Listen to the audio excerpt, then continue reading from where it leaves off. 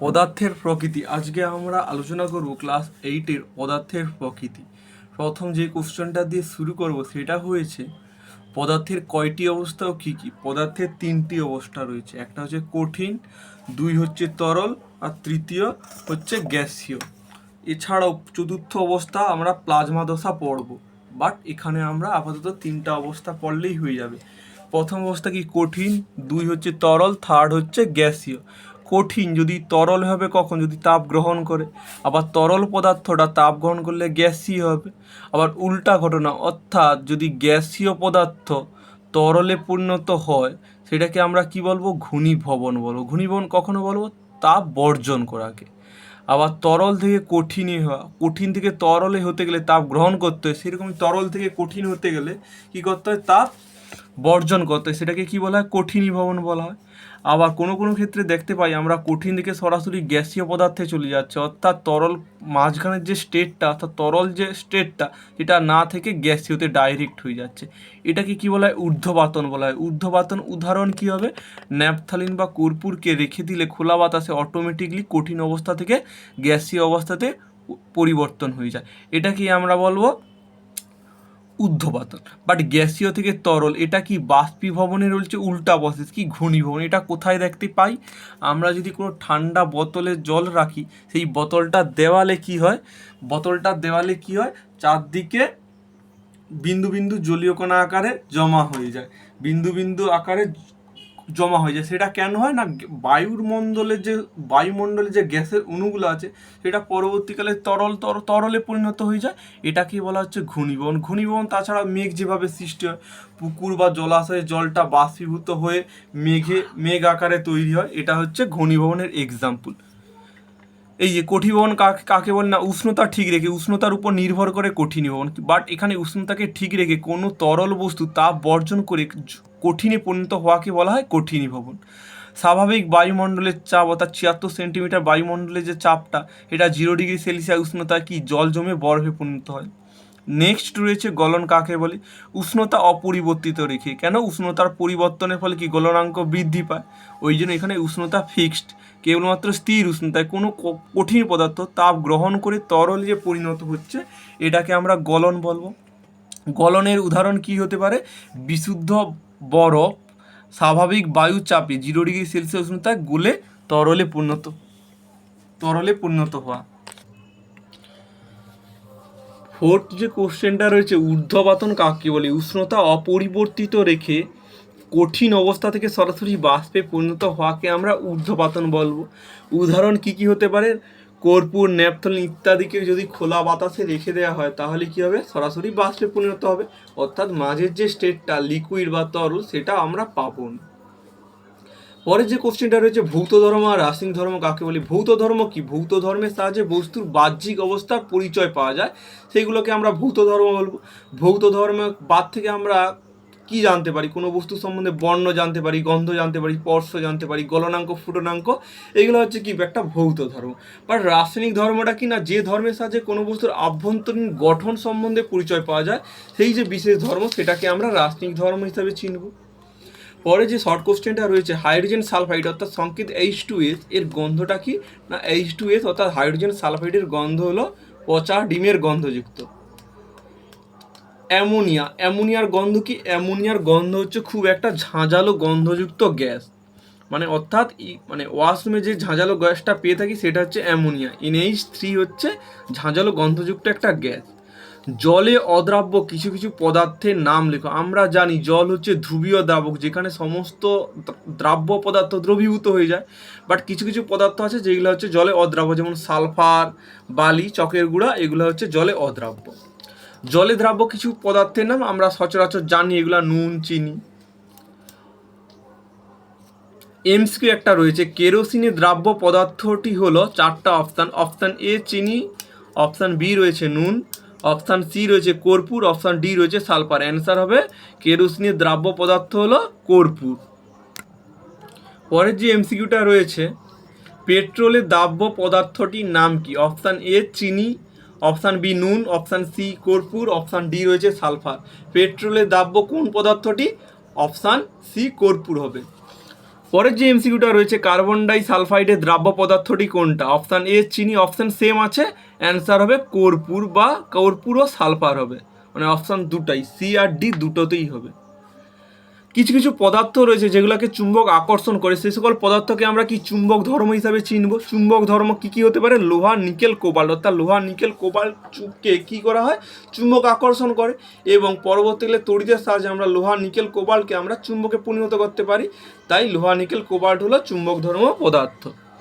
পরবর্তীকালে হচ্ছে এমসিকিউ আকার বা অনলাইনার হিসাবে কোশ্চেন আসবে, নাইট্রিক অক্সাইড অর্থাৎ NO এর বর্ণটা কি? না নাইট্রিক অক্সাইড হচ্ছে একটা বর্ণহীন, এবং নাইট্রোজেন ডাই অক্সাইড অর্থাৎ NO2, যেটা নাইট্রোজেন অক্সাইডকে বায়ুতে যদি আমরা পুড়াই তাহলে নাইট্রোজেন ডাই অক্সাইড উৎপন্ন হবে, এবং নাইট্রিক অক্সাইডের বর্ণটা বর্ণহীন মানে কালারলেস, বা নাইট্রোজেন ডাই অক্সাইড হচ্ছে বাদামি রঙের একটা গ্যাস। পরে যে কোশ্চেনটা রয়েছে, ম্যাগনেসিয়াম তারকে উত্তপ্ত করলে সাদা রঙের আলো উৎপন্ন হয়, অর্থাৎ ম্যাগনেসিয়াম ডাই অক্সাইড উৎপন্ন। এমজি, বায়ুতে কি রয়েছে? অক্সিজেন রয়েছে, উৎপন্ন হবে কি? MgO। আমরা ব্যালেন্সিং করার জন্য কি এখানে অক্সিজেন দুটো আছে, অক্সিজেন দুটো রেখেছি, এবং ম্যাগনেসিয়াম কতগুলো আছে? দুটো আছে, দুটা রেখেছি। পরে যে কোশ্চেনটা রয়েছে, নিশাদল কাকে বলে? অ্যামোনিয়ার যে তীব্র ঝাঁঝালো গন্ধ, এই অ্যামোনিয়ার এই তীব্র ঝাঁঝালো গন্ধকেই বলা হয় নিশাদল। পরের যে কোশ্চেনটা রয়েছে, সাধারণ অবস্থায় ব্রোমিন প্রকৃত গাঢ় লাল রঙের তরল পদার্থ হয়, মানে ব্রোমিনটা হচ্ছে গাঢ় লাল রঙের তরল পদার্থ। ক্লোরিনের বর্ণটা কীরূপ? না সবুজাভ হলুদ বর্ণের হয়। এবং জিঙ্ক ছিবড়ার সঙ্গে সালফিউরিক অ্যাসিডের বিক্রিয়ায় কোন গ্যাস উৎপন্ন হয়? জিঙ্কের সঙ্গে সালফিউরিক অ্যাসিডের বিক্রিয়ায় আমরা হাইড্রোজেন গ্যাস হিসাবে পাবো। মানে রিয়াকশানটা কি আছে? জিঙ্ক প্লাস সালফিউরিক অ্যাসিড অর্থাৎ H2SO4 উৎপন্ন হবে কি? জিঙ্ক সালফেট ZnSO4, আর হাইড্রোজেন অর্থাৎ হাইড্রোজেন গ্যাসটা উৎপন্ন হবে এখানে। পারদের ফুটনাঙ্ক কত হবে? 357°C। পরের যে সেগমেন্টটা আছে, ধাতু ও ধাতুর বৈশিষ্ট্য। ধাতুরা কি হবে? সাধারণত ভারী হবে। ধাতুকে আঘাত করলে কি আমরা শব্দ পেয়ে থাকবো, নির্দিষ্ট একটা শব্দ। ধাতু কঠিন হয়, এরা কি তড়িৎ পরিবহনের সক্ষম। ধাতু কঠিন হয়, গলনাঙ্ক ফুটনাঙ্ক সাধারণত বেশি হবে। আমরা পড়েছি ধাতু হচ্ছে কঠিন হয়, বাট ব্যতিক্রম হচ্ছে তরল অবস্থায়ও ধাতু পাওয়া যায়, যেমন হবে পারদ একটা তরল ধাতু। সাবজেক্টে নমনীয় ধাতুর নাম, অর্থাৎ কোনো ধাতুকে জাস্ট হচ্ছে একটা নাইফের সাহায্যে কাটা যায়, অর্থাৎ খুবই নমনীয় দুটা ধাতুর নাম কি হবে? সোনা, সোডিয়াম, খুবই নরম ধাতু। কয়েকটি অধাতুর নাম লেখো। অধাতু কি হবে? Graphite, bromine. আর অধাতুর যদি বৈশিষ্ট্য জিজ্ঞাসা করে তখন কি হবে? অধাতু সাধারণত হালকা হয়, অধাতুকে আঘাত করলে শব্দ হয় না, অধাতুরা তড়িৎ পরিবহন করতে পারে না, বাট ব্যতিক্রম গ্রাফাইট অধাতু হলেও তড়িৎ পরিবহন করতে পারে। আর অধাতুর হচ্ছে গলনাঙ্ক ফুটনাঙ্ক খুবই কম থাকে। পরের যে কোশ্চেনটা রয়েছে, ধাতুকল্প কাকে বলে? আর যে সকল মৌলের মধ্যে দুজনেরই বৈশিষ্ট্য রয়েছে, অর্থাৎ ধাতু ও অধাতুর উভয় ধর্ম বর্তমান, সেই সকল পদার্থকে আমরা ধাতুকল্প হিসাবে চিনব। উদাহরণ কি? বিসমথ, অ্যান্টিমনি ইত্যাদি। একটি তরল অধাতু কোন অধাতু উজ্জ্বল? এখানে বোধহয় অ্যান্সারটা ভুল আছে, আয়োডিন। এই কোশ্চেনটা আমরা স্কিপ করে যাচ্ছি। পরের যে কোশ্চেনটা রয়েছে, কোন অধাতু তরল? অর্থাৎ অধাতু তরল কি? না ব্রোমিন হচ্ছে একটি তরল অধাতু। কোন ধাতু তরল? একটা ধাতু রয়েছে যেটা হচ্ছে তরল, পারদ। কোন অধাতু তড়িতে সুপরিবাহী? গ্রাফাইট। হবে এখানে, গ্রাফাইট হচ্ছে তড়িতে সুপরিবাহী।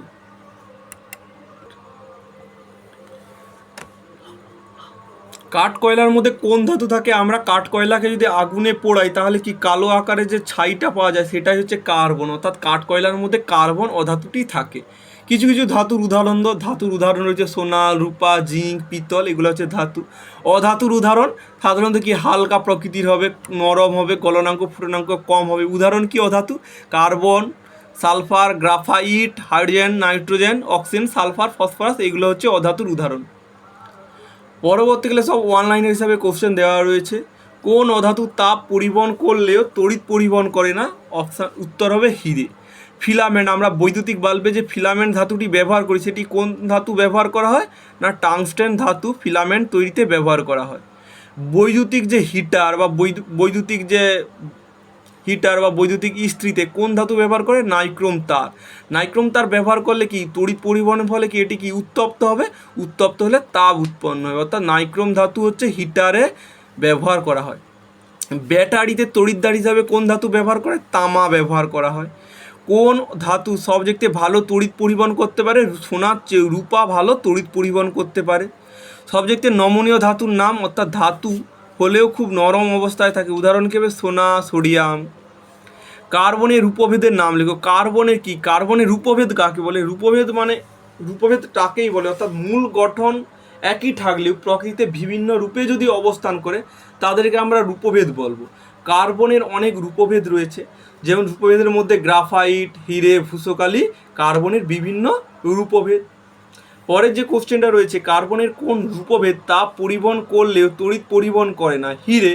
হিরে হচ্ছে তাপ পরিবহন করলেও তড়িৎ পরিবহন করতে অক্ষম। পরের কোশ্চেনটা রয়েছে, নরম পিচ্ছিল অধাতুর নাম লেখো যা তাপ ও তড়িতে সুপরিবী। অ্যান্সার হবে গ্রাফাইট। গ্রাফাইট হচ্ছে। বাল্বের মধ্যে কোন ধাতু ব্যবহার করে, মানে কোন তারটি ব্যবহার করে না? ফিলামেন্ট। ফিলামেন্ট হচ্ছে বাল্বে ব্যবহার করা হয়। এই ফিলামেন্টের বৈশিষ্ট্য রয়েছে এর রোধ খুব বেশি থাকার জন্য তড়িৎ প্রবাহ পাঠালে কী হয়? উজ্জ্বলভাবে জ্বলতে থাকে, অর্থাৎ এটা হচ্ছে ফিলামেন্টের বৈশিষ্ট্য। অক্সাইড। অক্সাইড হচ্ছে 3 প্রকার। একটা হচ্ছে আম্লিক অক্সাইড, 2 হচ্ছে ক্ষারকীয় অক্সাইড, 3 হচ্ছে উভয়ধর্মী অক্সাইড। আমরা এখানে আম্লিক অক্সাইড এবং আম্লিক অক্সাইডের উদাহরণ পড়ব। অর্থাৎ যে সকল অক্সাইড জলের সঙ্গে বিক্রিয়া করে অ্যাসিড উৎপন্ন করে তাকে আমরা কি বলবো? আম্লিক অক্সাইড। আর অ্যাসিড সাথে কি হয়? অম্ল হয়, অর্থাৎ যে আম্লিক অক্সাইড সেখান থেকে এসেছে। উদাহরণ কি হবে? H2CO3, অর্থাৎ কার্বনিক অ্যাসিড। কার্বনিক অ্যাসিড কি করে তৈরি হয়? H2O plus CO2 equal to H2CO3 তৈরি হবে, অর্থাৎ সোডা ওয়াটার হচ্ছে একটি আম্লিক অক্সাইডের উদাহরণ। আর H2CO3 এটা হচ্ছে কার্বনিক অ্যাসিডের সংকেত। পরের যে অক্সাইডটা রয়েছে ক্ষারকীয় অক্সাইড। যে সকল অক্সাইড জলের সঙ্গে বিক্রিয়া করে ক্ষার উৎপন্ন করে তাদেরকে আমরা ক্ষারকীয় অক্সাইড বলবো। উদাহরণ কি হবে? MgO, CaO, এগুলো হচ্ছে ক্ষারকীয় অক্সাইড। কি করে হবে? Mg তার সঙ্গে জল বিক্রিয়া করতে হচ্ছে, অর্থাৎ H2O বিক্রিয়া করতেছে, বিক্রিয়া করে কি উৎপন্ন হবে? MgOH2, অর্থাৎ ম্যাগনেসিয়াম হাইড্রোক্সাইড, ক্যালসিয়াম হাইড্রোক্সাইড, এগুলো হচ্ছে ক্ষারকীয় অক্সাইড। ক্যালসিয়াম অক্সাইড তার সঙ্গে জল H2O বিক্রিয়া করে কি উৎপন্ন হচ্ছে? ক্যালসিয়াম হাইড্রোক্সাইড, অর্থাৎ CaOH2। এই CaOH2, MgOH2 এগুলো হচ্ছে ক্ষারকীয় অক্সাইড। পরের যে অক্সাইডটা রয়েছে উভয়ধর্মী অক্সাইড। উভয়ধর্মী অক্সাইডের সংজ্ঞা কি? না যে সকল অক্সাইড জলের সঙ্গে বিক্রিয়া করে দুটাই তৈরি করবে, অর্থাৎ অ্যাসিড ও ক্ষার উভয়ই উৎপন্ন করবে, তাদেরকে আমরা উভয়ধর্মী অক্সাইড হিসাবে চিনব। উদাহরণটা খুবই ইম্পর্টেন্ট উভয়ধর্মী অক্সাইডের। উভয়ধর্মী অক্সাইডের উদাহরণ হবে অ্যালুমিনিয়াম অক্সাইড, অর্থাৎ Al2O3, আর জিঙ্ক অক্সাইড। জিঙ্ক অক্সাইড হচ্ছে ZnO। এইটা খুব ইম্পর্টেন্ট রয়েছে। জিঙ্ক অক্সাইড এবং অ্যালুমিনিয়াম অক্সাইড হচ্ছে উভয়ধর্মী অক্সাইডের উদাহরণ। পরে যে কোশ্চেনটা রয়েছে, প্রশম দ্রবণের উদাহরণ দাও। প্রশম দ্রবণ সে সকল দ্রবণ কি বলবো যে সকল দ্রবণ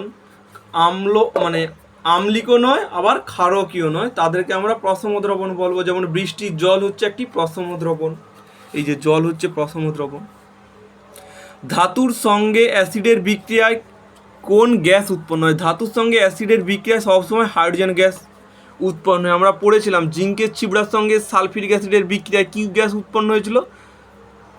হাইড্রোজেন গ্যাস। আর এখানে ধাতুর সঙ্গেও বিক্রিয়া করে কি উৎপন্ন হবে? হাইড্রোজেন গ্যাস উৎপন্ন হবে।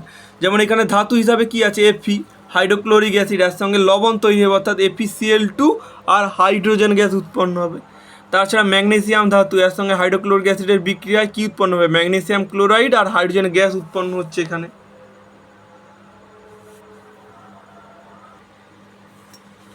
পরে যে কোশ্চেনটা রয়েছে, সিমেন্ট তৈরিতে কোন ধাতু ব্যবহার করে? সিমেন্ট তৈরিতে কি ব্যবহার করা হয়?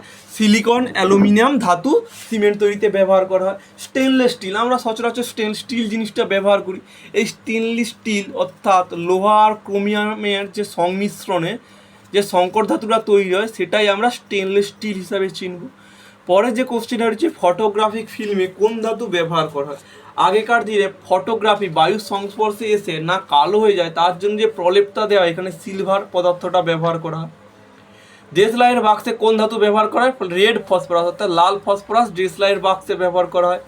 পরের যে কোশ্চেনটা রয়েছে, বিভিন্ন আয়ন, সেই আয়নের হচ্ছে কার্যকারিতা, সেগুলো আমাদেরকে এখানে পড়তে হবে। সেরকমই হৃৎপিণ্ডের কার্যকারিতা ঠিক রাখার জন্য কোন আয়ন সাহায্য করে না? ক্যালসিয়াম আয়ন সাহায্য করে। পরের যে সোডিয়াম আয়ন অর্থাৎ Na+, এর কাজ কি রক্তের চাপ ঠিক রাখা। আমরা জানি নুনের মধ্যে সোডিয়াম ক্লোরাইড আছে, অর্থাৎ রক্তচাপ যাদের বেশি তাদেরকে ডাক্তারবাবু নুন খেতে না বলে। কেন না বলে? সেখানে Na+ থাকে বলে, তবেই রক্তচাপ ঠিক রাখার জন্য নুন খেতে না বলে। হাড় ও দাঁত গঠনে সাহায্য করে কোন মৌল? ক্যালসিয়াম আর ফসফরাস। রক্ত জমাট বাঁধতে সাহায্য করে কে? Calcium ion Ca2+। রক্ত জমাট বাঁধতে সাহায্য করে কোন ভিটামিন? আয়ন যদি বলে তাহলে ক্যালসিয়াম আয়ন, বাট কোন ভিটামিন রক্ত জমাট বাঁধতে সাহায্য করে? কোন ভিটামিন? তখন হবে ভিটামিন কে হচ্ছে রক্ত জমাট বাঁধতে সাহায্য করে। পেশি সংকোচনে কোন আয়ন সাহায্য করে? পেশি সংকোচনে সাহায্য করে ক্যালসিয়াম আয়ন। পরে যে কোশ্চেনটা রয়েছে, ইনসুলিন হরমোনে কোন আয়ন উপস্থিত থাকে? না ইনসুলিন হরমোন, যেটার অভাবে হচ্ছে মানুষদের ডায়াবেটিস রোগ হয়, সেই ইনসুলিন হরমোনে রয়েছে জিঙ্ক আয়ন। ইনসুলিনের যে অভাবজনিত রোগ সেটা এখানে রয়েছে। ইনসুলিনের অভাবজনিত রোগ যে রোগটা হয় ডায়াবেটিস বা মধুমেহ রোগ, অর্থাৎ রক্তের মধ্যে যে গ্লুকোজ সেটার পরিমাণ বেড়ে যাওয়াকেই বলা হয় কি? ডায়াবেটিস বা মধুমেহ। পরের যে কোশ্চেনটা রয়েছে, হিমোগ্লোবিন তৈরিতে কোন আয়ন সাহায্য করে? হিমোগ্লোবিন তৈরিতে সাহায্য করে কোবাল্ট, লয়ট হবে এখানে। তারপর আমরা জানি আমাদের গলার কাছে যে থাইরয়েড গ্রন্থিটা আছে, সেই থাইরয়েড গ্রন্থিটার কার্যকারিতা ঠিক রাখতে সাহায্য করে কে? আয়োডিন। এই আয়োডিনের কম ক্ষরণে কী হয়? আমাদের গলা ফুলে যায় বা গলগণ্ড হয়। গলগণ্ড মানে কি? গলার কাছে যে থাইরয়েড গ্রন্থিটা আছে সেটা থাইরক্সিন হরমোন নিঃসরণ করে, ঠিক আছে। আর থাইরক্সিন হরমোন নিঃসরণে কোন আয়ন সাহায্য করে? Iodine ion. আয়োডিন আয়নটা সাহায্য করে। বাট গলা ফুলে যাওয়াকে আমরা কি গয়টার বা গলগণ্ড হিসাবে চিনব।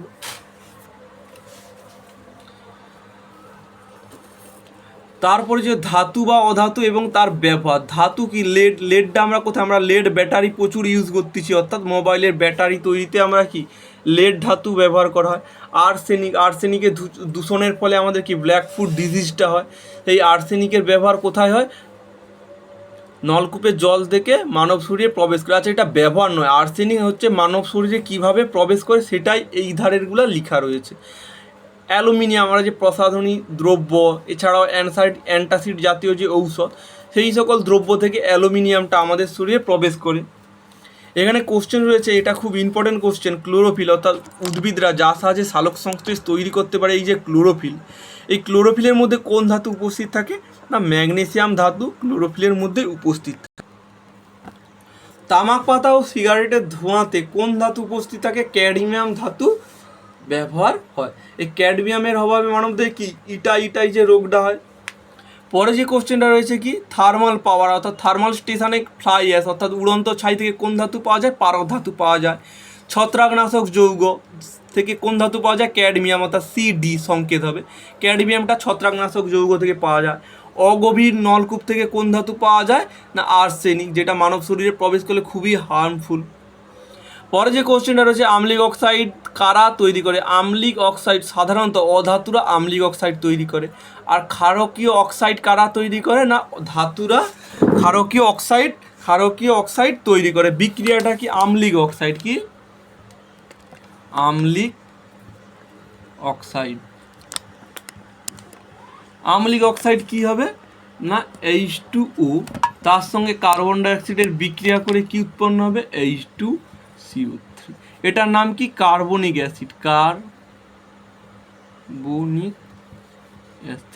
অর্থাৎ সোডা ওয়াটার একটা আম্লিক অক্সাইডের উদাহরণ হবে কি? তারপরে হচ্ছে এটা, এখানে কি কার্বন ডাইঅক্সাইড, হাইড্রোজেন, এগুলাকে একটা অধাতু, তাহলে অধাতুরাই কি তৈরি করছে? আম্লিক অক্সাইড তৈরি করছে। তারপরে কি? ক্ষারকীয় অক্সাইড কারা তৈরি করে? না ধাতুরা তৈরি করে। কিভাবে? না ম্যাগনেসিয়াম, তার সঙ্গে যদি আমরা জলটা যোগ করি H2O, কি উৎপন্ন হবে? Mg OH OH থাকা মানে কি? সেখানে আমরা ক্ষার থাকার জন্য কি? তাহলে ম্যাগনেসিয়াম হাইড্রোক্সাইড একটা ক্ষারকীয় অক্সাইড। এটা তৈরি করতে কে সাহায্য করে? ম্যাগনেসিয়াম, অর্থাৎ ধাতুরা ক্ষারকীয় অক্সাইড তৈরি করতে সাহায্য করে।